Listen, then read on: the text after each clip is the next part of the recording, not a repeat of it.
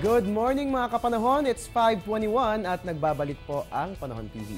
Gaya nga po ng aking nabanggit kanina, sisilipin po natin ngayon ang lagay ng panahon sa susunod na 3 araw. Makakapagplano nga ba tayo ng ating mga activities at lalo pa, paparating na po ang Palm Sunday o Linggo ng Palaspas sa darating na linggo. So magandang silipin po natin ang magiging lagay ng ating panahon at narito na nga po ang 3-day weather forecast ng Pag-asa.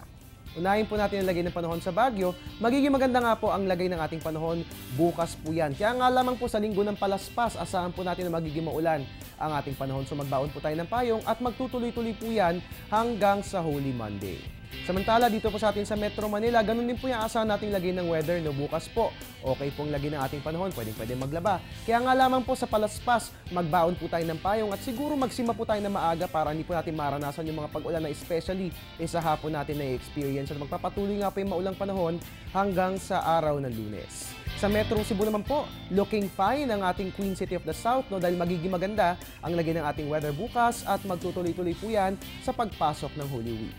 Dito naman po sa Metro Davao, ganun din po magandang weather ang ating inaasahan at ayon nga po kay Pag-asa Weather Forecaster Manny Mendoza, inaasahan nga po natin tuluyan ng gaganda ang lagay ng ating panahon sa Kamindanawan pagsapit po yan ng Holy Week. At bilang panghuli, dyan po sa Zamboanga, ang ating weather ay magiging maganda rin po simula po yung bukas at magtutuloy-tuloy po yan hanggang sa araw ng Lunes. Alright, at ngayon nalaman na natin ang 3-day weather forecast ng Pag-asa. Silipin naman po natin ang kanilang forecast para sa selected areas ng ating bansa.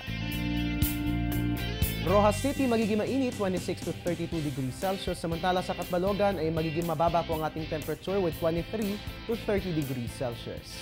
Moving on, sa susunod naman po nating lugar sa Kidapawan, magiging mainit po dyan. Meron tayong 24 to 32 degrees Celsius. Habang sa Surigao, magiging mababa po ang ating temperature. Ganun din po sa Tagbilaran, Bohol. Meron tayong 23 to 30 degrees Celsius. At dahil nalalapit na nga po ang Holy Week, I'm sure lahat po kayo tutulak sa inyong mga tourist destinations, So para nga naman po malaman natin na magigilagay ng ating panahon, dapat ngayon pa lang, alam na natin ang lagay ng ating weather sa tourist spots ng ating bansa. Alright, unahin po natin sa Vigan dahil magiging mainit po dyan. Meron tayong 24 to 34 degrees Celsius. Samantala sa Banawe Rice Terraces, may enjoy nyo po yung panahon dyan dahil magiging malamig. Meron tayong 14 to 24 degrees Celsius. Susunod naman po natin pupuntahan ang Boracay na makararanas ng mainit na panahon. Meron tayong 25 to 32 degrees Celsius. Samantala, may enjoy nyo po yung weather sa Camiguin dahil kahit maaraw, magiging malamig naman po yung ating panahon dahil meron tayong 21 to 31 degrees Celsius. At mga kababayan, huwag po kayong aalis, magbabalik pa po ang Panahon TV.